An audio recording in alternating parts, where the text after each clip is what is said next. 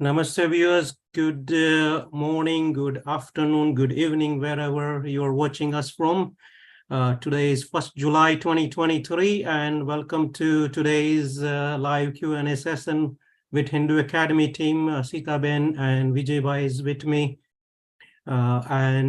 Today we're going to do a Guru Purnima special, so we'll be discussing about the role of Guru and relevance in Hinduism, and we'll be taking your questions as well once we view our focus topic video.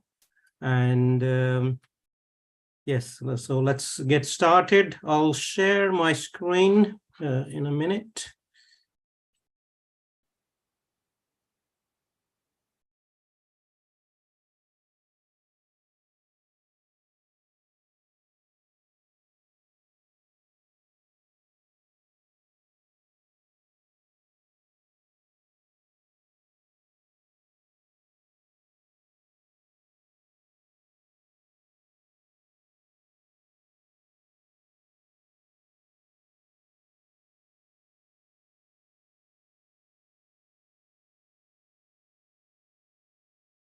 Right, I'm having a bit of technical problem. If you give me a second, I'll sort it out.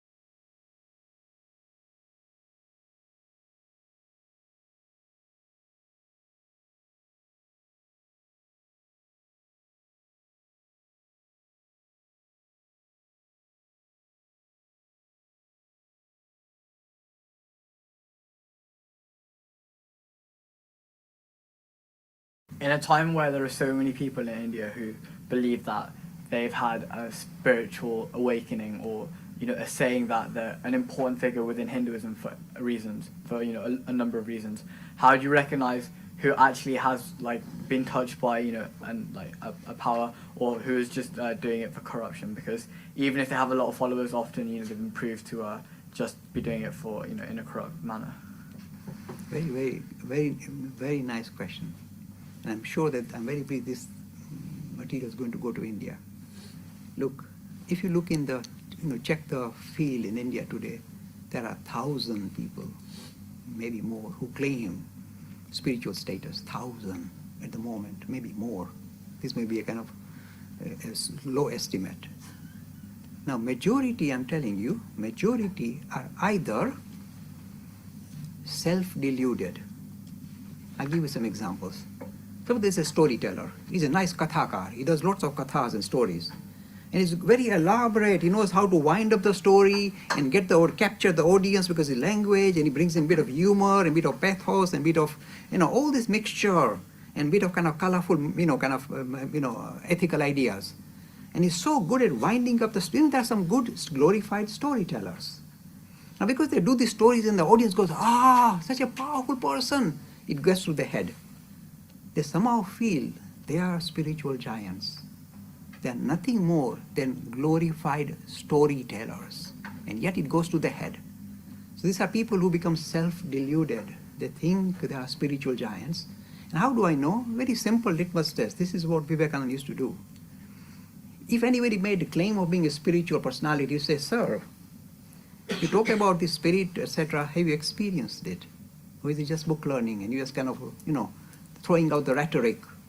You'd ask blatantly, bluntly. Even asked Rabindranath Tagore's father, Devendranath Tagore, sir, you're talking this, have you seen, or what do you just, And the guy couldn't answer him. He walked away, Vivekananda walked away. So this is the litmus test. And first, we got one kind of people who are self-deluded, either because they've got this power of storytelling, kathakars, glorified storytellers, yet they think they are spiritual giants. There are second kind, who are, if you like, intellectuals, who are very clever at kind of looking at the scriptures, pulling out the scriptures, memorizing them. They know the Sanskrit slokas by heart, all the Bhagavad Gita. They know every chapter verse. And they pull them out And they give you elaborate explanation of every word. They open up the etymology of every word. You say, oh, that's so clever. And they give you all the various interpretations which seem so clever. They are clever clogs, pundits. They are not spiritual giants. But because they're able to do this mastery of words, of this intellectual gymnastics, it seems to go to their heads and they think, oh, we are spiritual giants, nothing doing. Then you got, you see, so this kind of, if you like, then you got this kind of, heads of major temple organization. They're doing wonderful work. The temples are a marvelous place where you got like the social, cultural activities take place, good for humanity, good for that particular community, nothing wrong. Because they did that, they think they are spiritual masters. They are nothing of the sort. They're just, if you like, heads of temple bodies, nothing more. The second sort of people you have to watch out are those who are out to delude you. And I've got such horror stories, my friends, if I tell you, you will shudder. The way some of these people go out and kind of capture the gullible Hindus to even part with a little bit of saving they have, they part with it. And forget about parting with their money. Their faith is demolished forever, destroyed, because they're in the wrong hands. And some of these people, they commit heinous crimes in their ashram, heinous crimes. Forget about stealing money. They do horrendous things to their followers, especially, say, the women. And when you hear these stories coming out, some of them are accused of murdering. You say, what kind of people are this? And vast majority, look, I'm putting you on spot, vast majority either self-deluded or out to delude you. Both are dangerous. How do you suss out the real ones? Somebody asked me, how do you know? I said, the litmus test is this. When a person is spiritual experience, something grand will happen. He's no longer a normal human being. The passion with which he will talk about spirituality is not just purely, nice linguistic capacity or, intellectual capacity. Something very original will flow from his lips, which will light you up, will make your hair stand on end. This man is speaking from first encounter. There are very few such personalities. Majority are question marks, but there are a few. And the ones that touched me when I was a youngster like you, searching for spirituality, where people like Ramana Maharshi, you may not have even heard the name, no sectarian movement, no drum beating, genuine spiritual giant. And then of course there is this Ramakrishna, there is this Vivekananda, there's somebody called Anandmayi. There were some marvelous personalities in the last 100 years. When you look at their lives, there is no sectarian movement, beating drums about their name or building temples, nothing. And yet when you look at their lives and the material coming out from their lips, you say this guy is charged up. And he's not looking for his picture in the newspaper. He's not looking for publicity. He's not looking for your money. He asks for nothing. He doesn't even have external sign of spirituality. Nothing. Ramana Maharshi is just one kind of triangle of kind of little loincloth. Nothing else, the poor man. You are spiritual master. So these are the signs. So you have to suss them out yourself. I should not be here to give you a kind of a list saying, I've just pointed out about 4 or 5% that really touched my heart when I was searching. There may be others. There was another one recently called Nisargata Swami. Even unknown, he's a beedi maker, making beedis, selling in Mumbai. And he was spiritually, enlightened. So there are personalities, there's no big movement in their name. And yet they were charged up because they had encountered the spirit.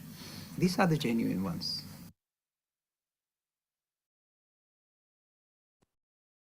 So that was wonderful to hear Jay Bhai talking about Guru and May have found a great flight deal with Pricelines. just a second, let me. Because there's not.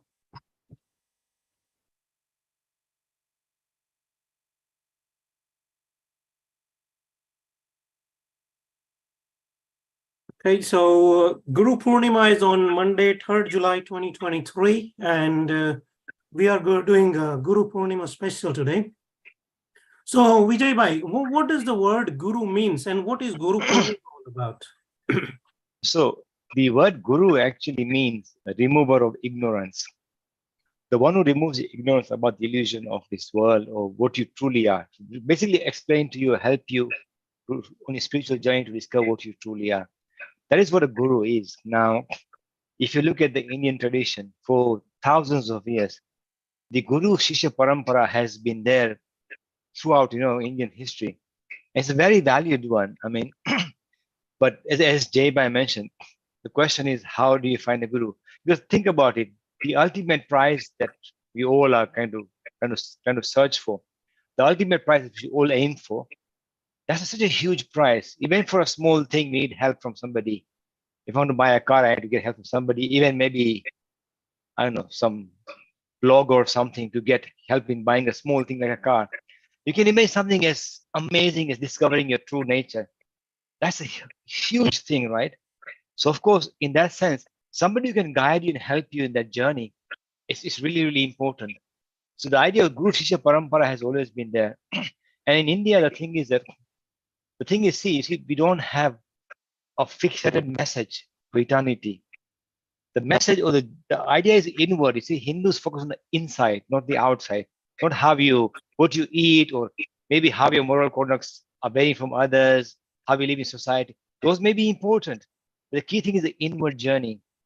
And for that, you need somebody to guide you.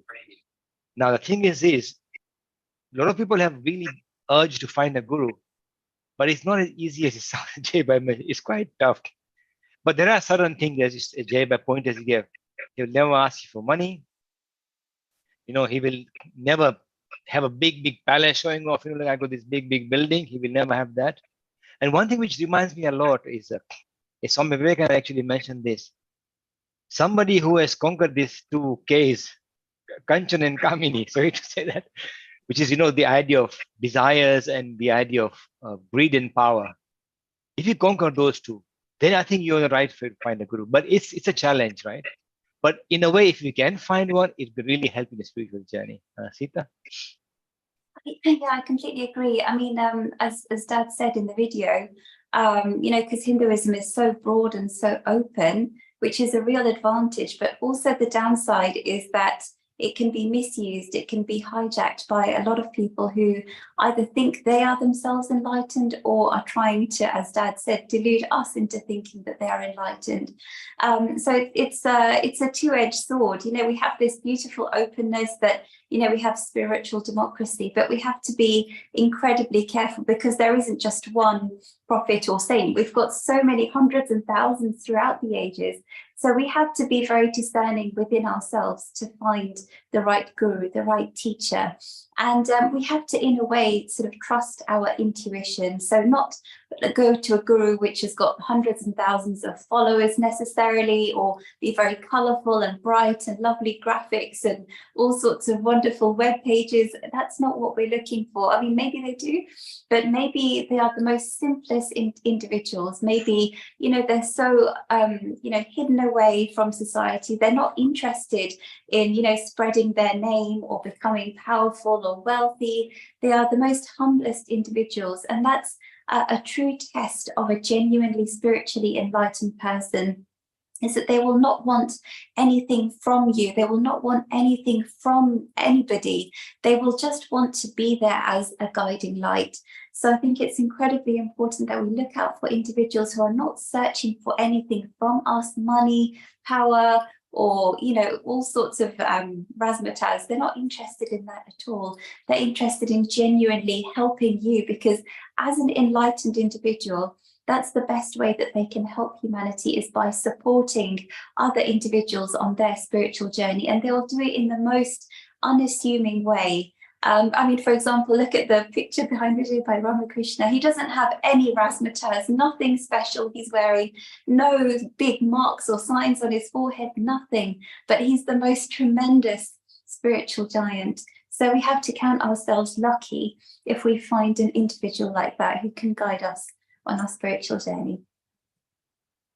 That is wonderful to hear. And throughout the ages, we've had gurus who can guide people. And in the past centuries, we had Swami Vivekananda, Ramakrishna Paramhans, Anand Mahima, Raman Maharshi, Nisargadatta Maharaj, as Jaybai mentioned. How important it is to have a human guru, or should we be focusing on a human guru and trying to find them and they will guide us? Or how should we be progressing, Sitavin? I think, as Dad said, it's really important to look at the picture, look at the broadness of the different kinds of teachers there are. And because all of us have a very different starting point on our spiritual journey, we've all had very individual journeys throughout however many lifetimes. So we have to choose the guru that suits our requirements, suits our needs. And that's not something that somebody outside can tell us to do, that, oh, go to this person, you must listen to everything that they say. You have to follow your own heart, look at what's out there, read the teachings of various individuals and see which one fits you the best. Because even though all of their approaches may be quite different, they are hopefully all leading to the same destination. If they are genuine, they are all leading to that same destination. And what we also have to remember is that we should never, ever blindly follow any teacher, no matter how great their reputation is, or, however many thousands of people are following them. If what they say doesn't make logical or rational sense to us, then that's not the right guru for us, because we have to be able to keep our head screwed on, follow our heart, but also have our rationality sort of switched on, as Dad always says, to use our heart and our head for our journey of spiritual progress. Because as we've discovered, this journey of introspection or meditation or spiritual enlightenment is something which sort of falls outside the realm of our current experience of the world. But that doesn't mean that it has to be completely crazy or lunatic or completely out there, because even what they bring back into our current realm of existence, it will still fit our current framework of thinking, our logic and our reason. In fact, it will complete it, it will fulfill it, it will make things seem to make more sense. And when you find a guru like that, then you know that you're hopefully on the right track. So make sure our heart and our head are sort of all going in the same direction. Vijay Bhai? I think the one thing that I like that you mentioned was head and heart. That is so important, because the thing is this: there are so many. I mean, Dilip Bhai gave some really good pointers. I've actually seen some gurus who are actually he never deluded. There's one I met. He goes, after talking for about 10 minutes, he goes to me, I'm actually avatar of Vidur. I said, where did that come from? Vidur from the Mahabharata.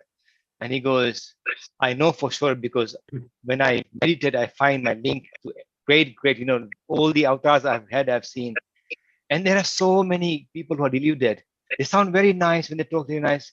And they go, I feel, there's one I went to in India, he goes, I don't think I have a choice. I feel that I have to tell people divine truth, because I am so and so avatar of, I don't know which God now.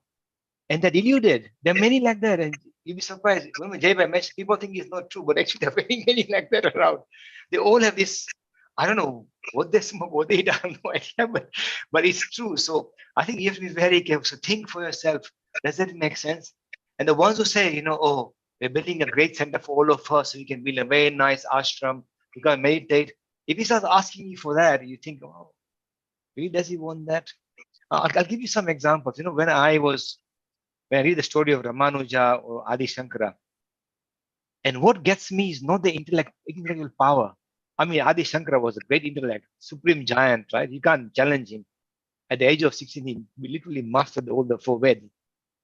But his spirituality, the way he tries to meditate and try to realize God for himself, that is his true mark.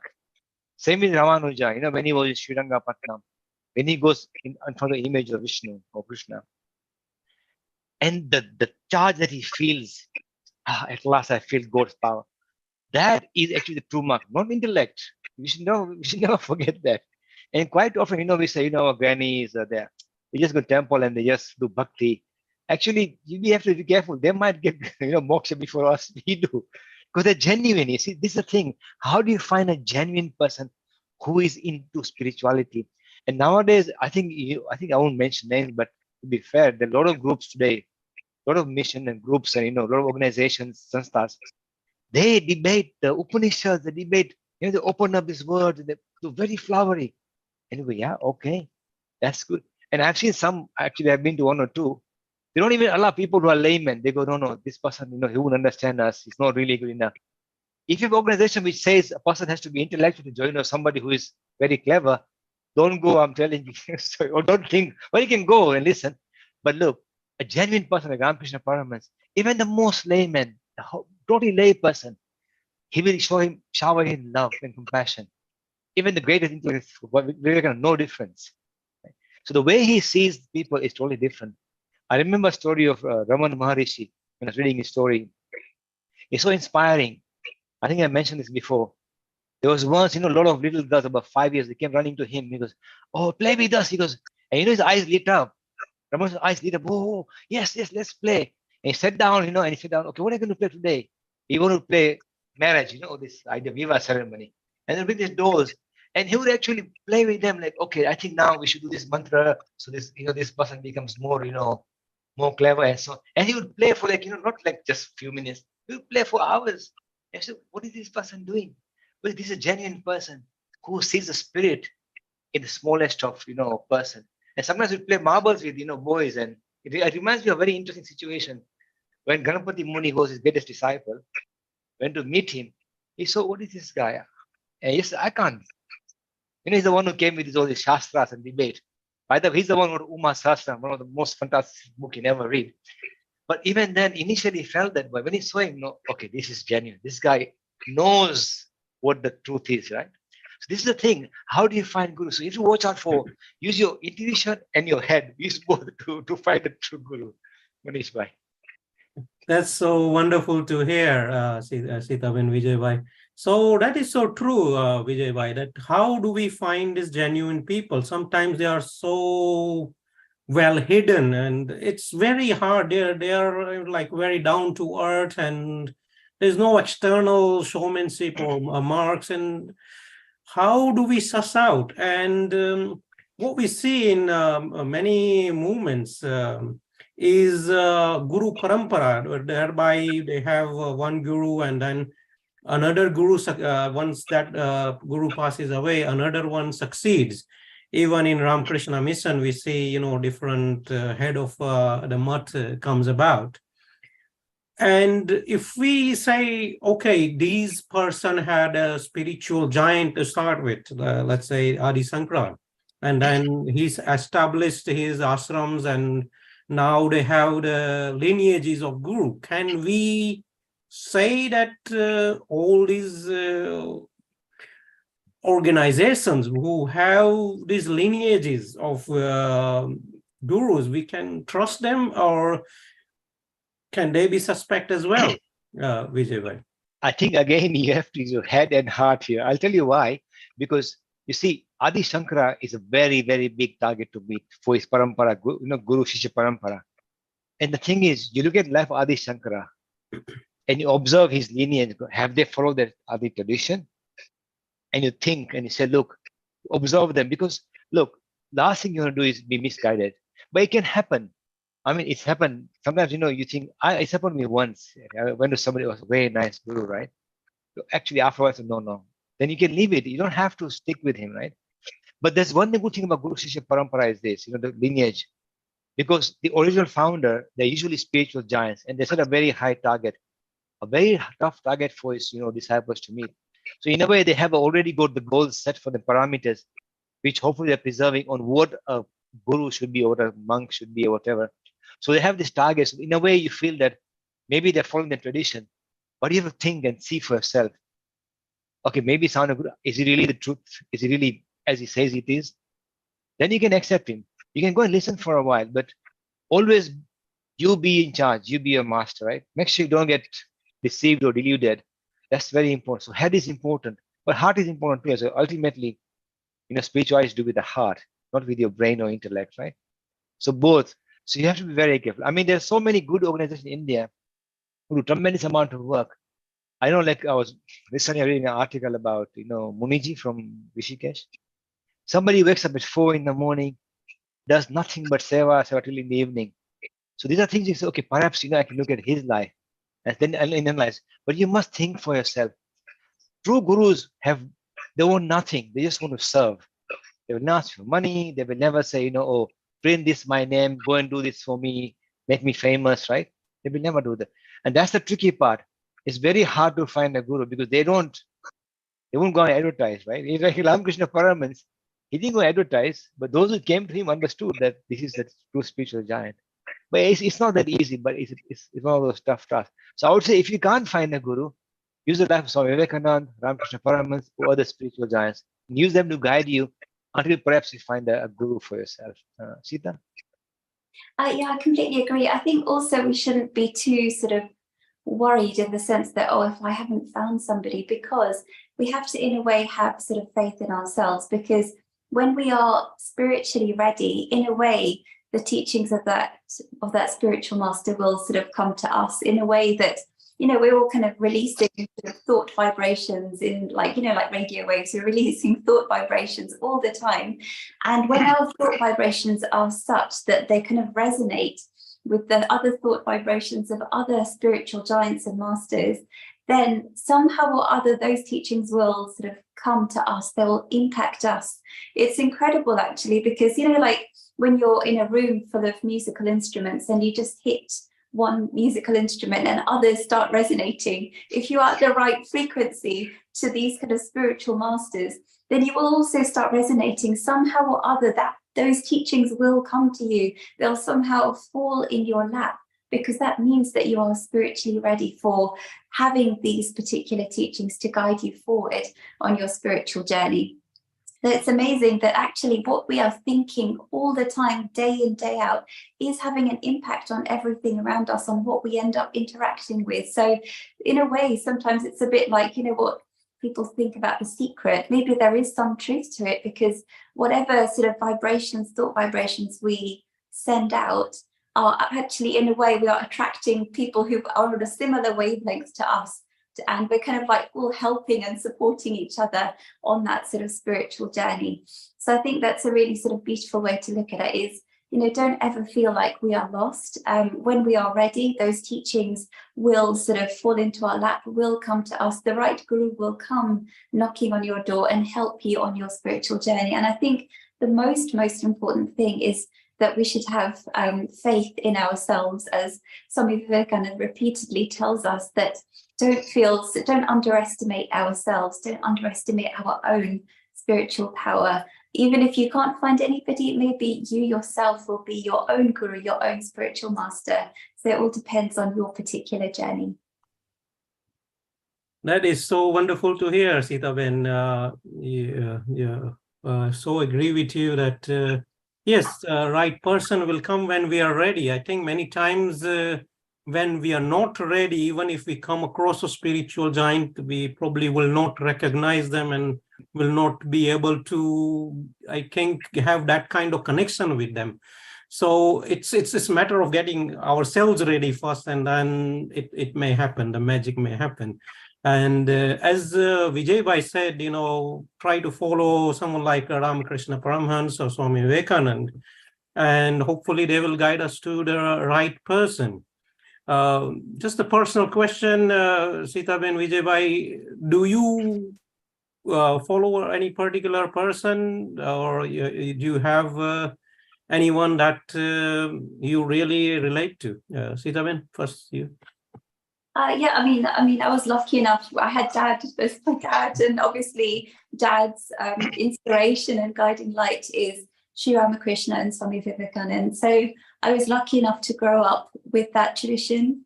And I have to say that even, you know, as you grow up, my dad was obviously very pluralist by nature. He would never sort of impose these teachings of Sri Ramakrishna or Swami Vivekananda on me. But as I grew up and I was able to understand and read those teachings myself, they made so much sense to me. So it's not like I was pushed into this particular mold. I genuinely feel that that's also the right path for me. So this is the thing, is that when something, it just kind of clicks within you, it just seems to make sense. And it kind of fulfills what's in your heart as well. So I think when you find that clicking moment, then you know that you've got the right guru. Vijay Bhai? Yeah, so Manish Bhai, I mean, I have 2 or 3 people who kind of guide me. I mean, Jay Bhai, of course, was a leading light for 20 years, and there's so much I've learned from him. But I remember meeting my father's guru, who passed away at the age of 107 a few years ago. And somebody who, since I think he was in 20s when he became a monk, only ate once a day, every day of his life. And if you ever go to him, you can feel the spiritual charge, because always chanting the name of God. Whenever you go to him, he'll just bless you. Nothing. That's all he'll do, right? And have a sit, and then he just bless you. And he goes, I hope you have progressed spiritually. So there are some really big giants. I mean, I have some other friends from my father's side who are actually monks, so they help me and guide me. But I would say also to me, the teachings of Swami Vivekananda are actually mind blowing. I love his teachings. Some of the lectures he's done is like, really way out of this world. It really explains that the best thing about it is actually the modern context, and that's fantastic, to see. So yes, I was not one specific guru, but I have 2 or 3 people who kind of guide me. Yes. That's wonderful to hear, Sitaben Vijaybai. Yes, I consider Jaibai my guru as well, as I learned so much from him. I've read many things, and when he explained, it made sense to me. And Ramakrishna Paramhans, when I read Gospel of Ramakrishna, I just love the way he explains things, so I could relate with him so well. So these are the 2 personalities that inspire me as well. We take a next question.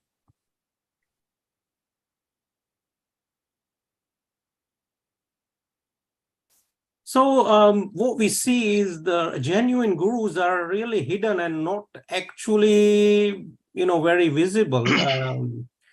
Are they trying to hide themselves so that they don't get caught up by many people? What's going on, Vijay?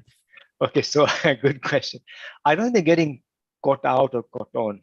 The thing is, a lot of these spiritual giants are already self-realized, so they really can't get caught out or caught on, right? But their life is such they just can't. They're not designed to go out and promote and expand and put advertisement papers. They just don't have it in them to do that. It's not that it's not their fault that they're not doing it purpose. They're not saying purposely, oh, I don't want to do this, I want to stay alone. I might get polluted. I might get, people might change my mind. It's just that in the nature, they just don't have that nature to go out and do things, this kind of, PRs and whatever. So in a way, as Sita mentioned, when you're ready, you just know that he'll come to you, or at least you'll go to him when you're ready, and it just happened. It's like Ramakrishna Paramhans. Vivekananda went to after us, he went to him. All the other, Advaitanand, Akhandanand, Advaitanand, all how did they find him? They actually found him, right? He didn't go and say, "Oh, come here, come here." He didn't do that. They just came. So ultimately, when it happened, I think we just get it there. But don't ever think that they just don't have it in them to go out and do all this PR. That don't happen. So in that sense, I agree, it's a bit tough. They're not hiding, it's just their nature. That's how the divine nature is. So I mean, the thing is, like, of course, some of the disciples go out and explain. Like when disciples go out, like then they'll say, okay, come and see our guru. And that way you may go. Or it's like, Ananda Mahima, if you look at her, if you ever see her image, you can see this person is spiritually realized. Right? But her followers and other followers come and meet our guru. That's how maybe you can get in contact with one. But don't expect a guru to go out and promote him. So that I think will not happen. But yeah, so it's a tough one. Yeah, Sita. Yeah, I completely agree. I mean, there are probably hundreds and thousands of individuals out there throughout the history of the world who are just completely silent, who have never even heard their name. We didn't even know that they exist. And, they just sort of have this moment of inspiration. They just sort of melt back into this consciousness, this idea of enlightenment, and they're just not interested in anything else. They're not interested in drum beating or announcing it to the world or showing off or anything at all, but they kind of like disappear into that enlightenment. And we might think, oh, is that selfish of them because they're not sharing what they've taught us? But actually, I mean, I read what Swami Vivekananda said, and it makes a lot of sense. You might think, oh, they're just sort of doing it for themselves and disappearing, and that's the end of the story. But actually what they have done is they have made an impact, because by having that enlightenment, by having that knowledge, they've released that sort of spiritual knowledge into the atmosphere, into the radio waves out there, and it's enough to travel across centuries. It's enough to travel across the world. What they have released into the atmosphere, into the thought space which is out there, the universal mind, they've released that into that. And when you are spiritually ready, those sort of vibrations will somehow come to you. So perhaps all of these very silent, enlightened individuals have actually supported and helped the individuals who we know to be more famous, more more prominent, enlightened individuals. They have maybe supported them through this mindset by having those beautiful ideas sort of transmitted to them and helping them to translate those ideas to lay people like us. So actually, it's not selfish. It's actually they've done the most beautiful thing in the most sort of self-effacing way. That is so well explained, Sitaben. Thank you for that. A wonderful answer there. We'll take some viewers' question next. So we'll find one question. So Charis Jubilee saying, I have people who want to follow me and I don't know how to address this because I know I have wisdom to share, but I don't think of myself as a guru. What do I tell these first people who are asking me? So this is an interesting question. How should people who are in a way on a journey themselves, we have half knowledge and we can share certain things with people, and people say some people come to you for advice. How should we proceed, Sitaben? Yes, that's a really wonderful thing, Charis Jubilee. So actually what I would suggest is, if we don't feel like we are, of that stature of being a guru, then just present what you have and let them think for themselves if that makes sense to them. If it doesn't make sense to them, let them ask you questions, and in a way you can grow together, because even by that person asking you questions about what you have to share, then you can also grow in that journey yourself. So it's actually a two-way street. It's not just a one-way street anymore. So you can, in a way, help each other to develop and grow, and helps you to think about things in a very different light. Even many teachers who I know, they say that actually by sort of calling themselves teachers and having these questions thrown at them is, in a way, a process of self-development for themselves. So actually, this whole process of transmitting knowledge can actually be a two-way street. So I think that's a very nice way of looking at that, hopefully. Vijay bhai? I think it's actually true. I've noticed that a lot of people who have got knowledge to share, people come to you and say, you're my guru. And you go, oh, and you get a bit of a shock. What do you mean you're my guru? I think the thing is that, I think as Sita mentioned, that's the thing. You see, in India, we have so many people like that. And as Jaybai mentioned, after a while, they say, if he's saying that, yeah, maybe I have some spirituality, or maybe I'm a bit clever. And people get sometimes charged up. So that's why we have to be very careful. If people come to say, you're my guru, you say, wait, let me think, am I really guru material, or have I experienced something? But I think sharing knowledge is important. So if you can share knowledge that you have and make them clear, look, that I may be spiritually very oriented, but doesn't mean I can be a guru, but I can give you what I have. I can share the knowledge that I have. That's perhaps a line to take in that case. But you have to be very careful. There's so many out there who, after a while, because people follow them, they actually, in India, it's quite common, and they actually feel that, oh yeah, I must be, surely I must be, all these people coming to me. And the thing is, a lot of people are genuine, they're very gullible. They really mean well. But sometimes you have to be careful. People can abuse that love for somebody. So we have to be careful. But also sharing is absolutely fine. Yes, so I agree with you, Vijay bhai. Sometimes I think if you accept that guruhood, then it can go in be a problem as well. And as if anybody went to Ramakrishna and say, you are my guru, he said, no, I'm your slave actually. I'm tumhara dasanu das. Don't call me guru. And most genuine people will not want that kind of official status. They will help you, but they will not want to be called guru and do all sort of razzmatazz that goes on with that. So be careful there. And if you can help, it's wonderful to help people. We'll take a next question.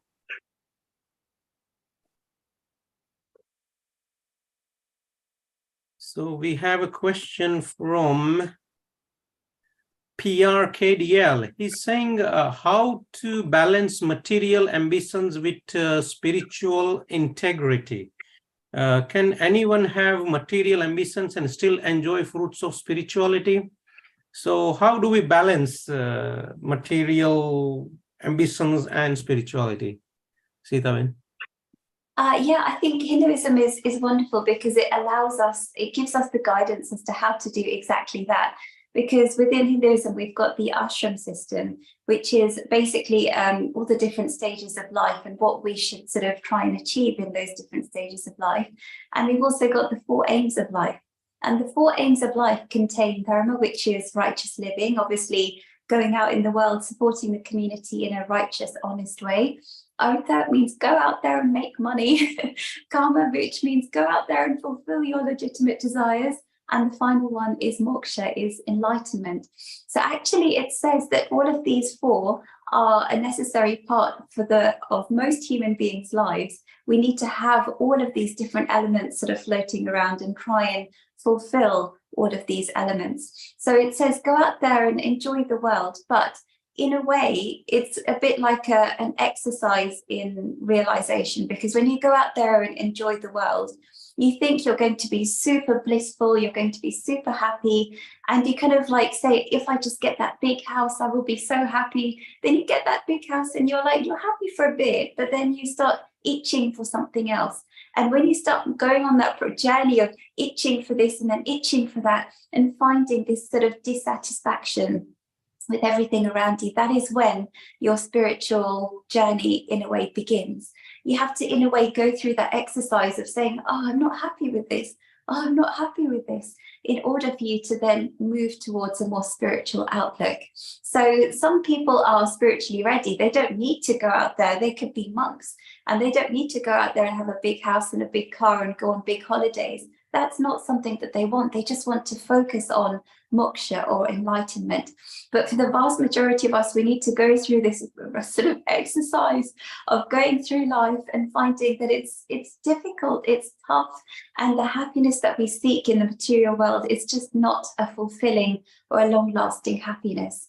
And that is when you can finally put those desires to rest and say, I'm not going to chase after those things anymore.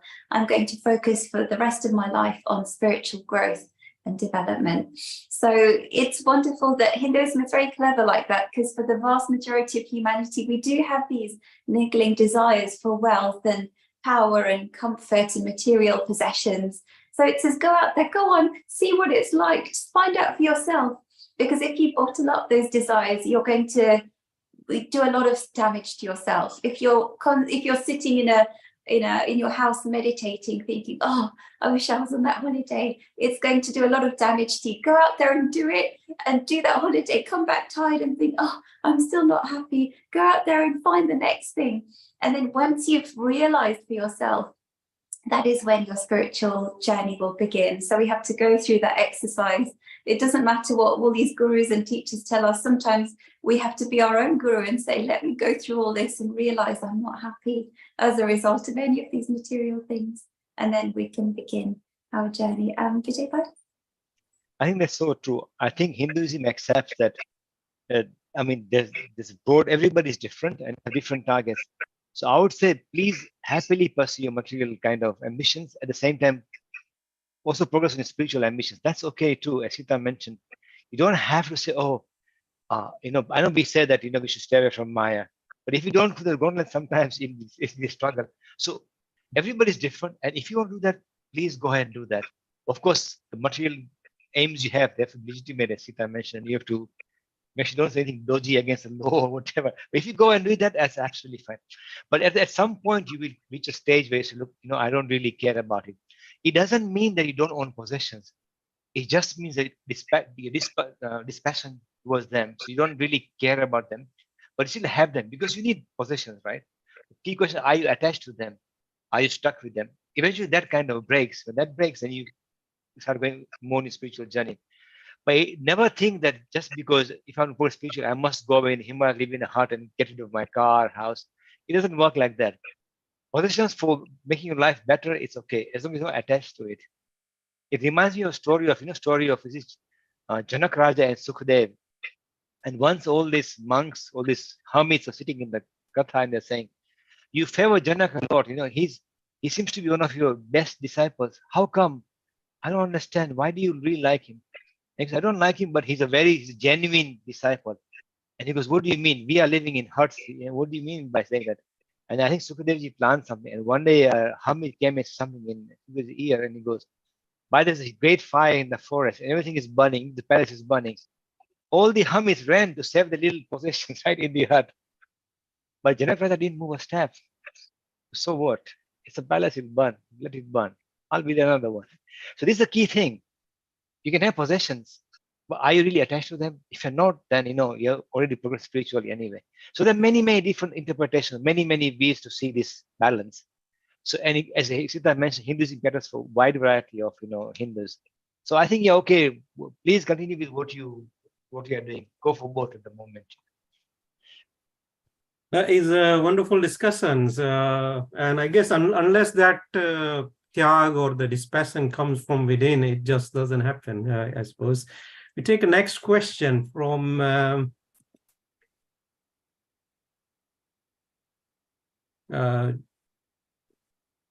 Jason Mansion.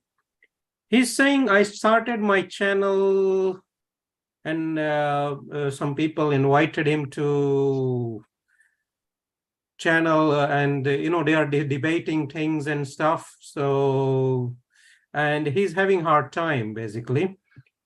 So what he's saying, I now debate with other students. In fact, I don't debate, they just attack my beliefs online. So I'm tired and I have to talk. So it can happen sometimes that you're discussing things, spiritual things with other people, and you get attacked by because they have a great good material. And how should one proceed if you are sort of active online, like to discuss these things? How should you proceed, Vijay? Okay, I think one thing to say, if somebody attacks you, I don't think you will talk to him first. They may have really good material.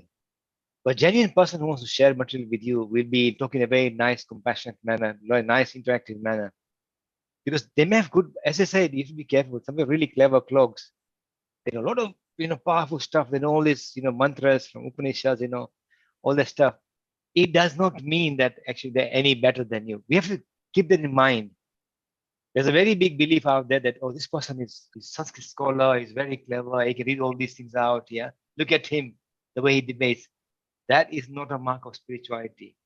So if somebody comes like that, don't ever feel inferior. I'm telling you now, because that is not how you judge people by how spiritual they are. Very important point to keep in mind. But look, if somebody attacks you, you're not having a proper discussion, then I think you just maybe say, okay, look, let's calm down. But if you're debating and you have your own debating channel, then you have to have very strict discipline and control the how the debate goes. Like we are very lucky to have Vidya Nishidbhai who really controls the debate. So we are kind of shielded from all the attacks that we get, luckily for us. But if you are debating, I think if you want to do that, you should be firm and control the debate. But look, never feel that somebody with material who looks very nice, take it away and think for yourself, analyze it for yourself. So we have to be careful on people who are trying to sort of say show off or getting angry or like that. And if you made a mistake, it's okay to say, okay, I made a mistake. I understand. I'm in a better place now. I understand what you're saying, and I'll correct my views. And that's absolutely fine too. I've done that so many times, I can't even count now. But so that's okay too. Sita? Yeah, I mean, I completely agree with that. And also, we have to, in a way, sort of protect ourselves. If we find ourselves in a sort of hostile environment or a hostile situation, if we can maybe just realize that that's not for us and just to walk away, because the company that we keep should be able to lift us up rather than to bring us down. So I think it's really important that we are discerning in what kind of individuals we interact with. If you realize that there are people who are trying to bring you down, then maybe just walk away and explore another avenue where you get people who are much more positive, much more helpful, and help you feel uplifted and inspired, because the company you keep, whether it's physically or online, is incredibly important for your own sort of spiritual growth and development. I know Sri Ramakrishna has said that so many times, that the company you keep is so incredibly important. And actually, what Swami Vivekananda said is so beautiful. He used this analogy of water coming from the clouds, the raindrops. When the raindrop falls straight from the cloud and it falls into your hand, it's good enough to drink. But if that raindrop falls into the gutter, its value depletes immediately. So it really shows that what you're surrounded by can really affect you. So the kind of company you keep, the kind of individuals you interact with can really have an impact on you. So it's very important to be discerning and keep the company of people who are like-minded, people who are spiritual like you, people who, after you've discussed and talked with them, you feel uplifted and hopefully get enlightened that way. That's wonderful to hear, Sitaben. I agree with you there. Yes, Jai Bhai used to say as well that there's no point in debating for the sake of debating if your people are not open about it. There's hardly any point there. We take the next question. Hopefully there's a question on the chat. I'll have a look. So PRKDL is asking, in the Ghor Kali Yuga, will spirituality be dead? Will spirituality end in Ghor Kali Yuga? Sitaben? I mean, I personally, I don't particularly believe in Kali Yuga, and all of us are doomed and gloomed, and this is a time of depressing, like nothing good happens in this time. I don't believe that, and I know Dad didn't believe in that either. I think actually we are very lucky because in our current sort of, where we are in the world, the level of progress and development we've made, a lot of our physical comforts and needs have been met. We're very, very comfortable. We're not living in caves anymore. So we're very comfortable in that sense. And that means that we can then focus our energies and our attention on something like more spiritual, for example. And the fact that because we're living now, we've got hundreds and thousands of prophets and saints who have lived and who are living amongst us.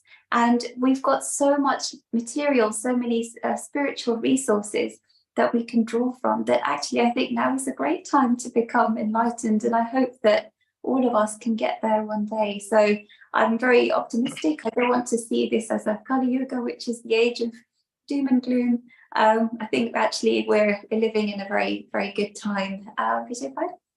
I absolutely agree, Sita. I think the idea of Kali Yuga is from the Puranic kind of idea where you have, Satyug, Treta, Dwapar, and Kali. I think we're living in very good times because it may not sound the case because you hear the news every day. And, news people love negative stuff.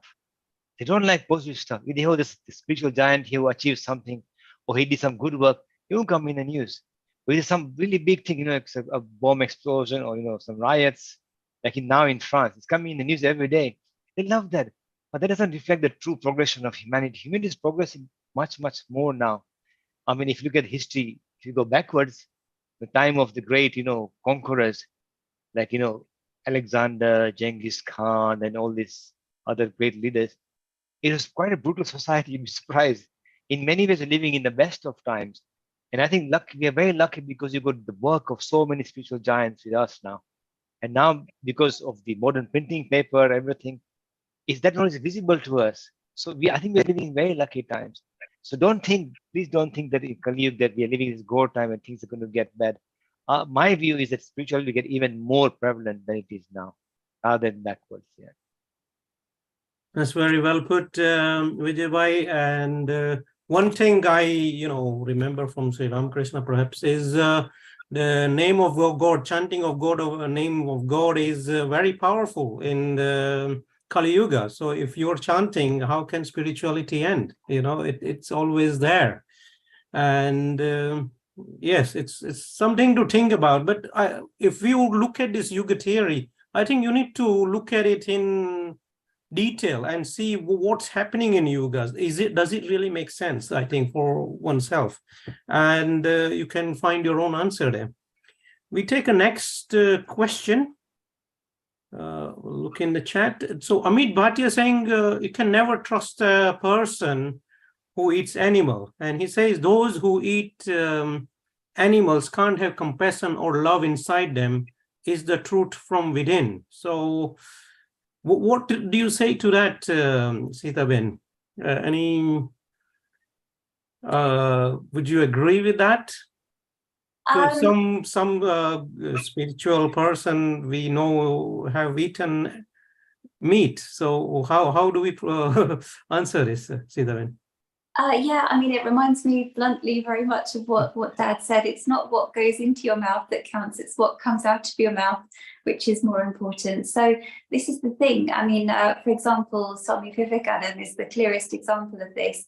He went to America and, he was, starving and cold and all sorts of things he was having to go through in order to go out there and deliver the message of spirituality. America 100, 200 years ago was a very different place to today. And, the idea of, oh, can I please have a vegetarian diet? It just wasn't there. He had no choice. He had to eat meat. And that doesn't make him a bad person. What else is he supposed to do? He has to survive, to do his work, to do this incredible work, this incredible legacy that he has left behind that we are all benefiting from today. So obviously, avoiding to eat meat is a wonderful thing, but sometimes we have to look at the circumstances. People like Swami Vivekananda who had nothing else to eat, they only gave him meat to eat. What is he supposed to do?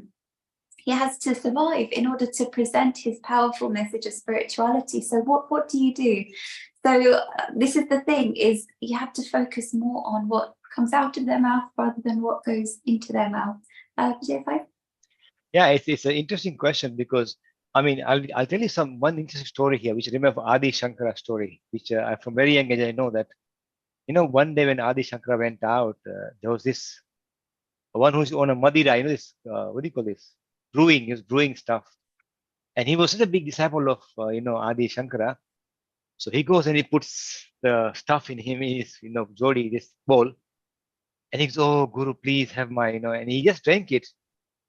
And one disciple said, "Oh, now our doors have opened now, right? We can have whatever we like." And Adi Shankara realized that, and he went, "Okay." He went the next step, and there was this guy who really hate him a lot, and he was a blacksmith, and he put molten iron. It's just a story. Don't read it at home, but they put him, and Adi Shankara drank it. And then, wait, hold on a minute. I shouldn't really follow this trap. You see, sometimes spiritual giants have their own ways of doing things. You have to keep that in mind. But on a more practical term, sometimes geography dictates what you eat. I'll give you an example. If you ever go to Siberia, the Sami people, there's nothing to eat. They live on reindeer. They love the reindeer. That's their diet. If you go to Nepal, if you go in the hills, there's only grass that grows. You try growing crops, it doesn't work. So the Hindus there as well, but they have a different diet. So I think we have to be careful not to judge on diet. I've been a vegan my whole life. I'm a vegan for the last 8 years, but I would not judge somebody on a diet. As I mentioned at the very start of this program, the two things you have to conquer really, which is again Swami Vivekananda's words, is Kanchan and Kamini, more than anything else, right? Which is desire, greed, power, desires and greed and power. If you conquer these, everything else is secondary. I think you should keep that in mind. Wonderful answer, Vijay bhai. We take one last question. We have just 1 minute to go.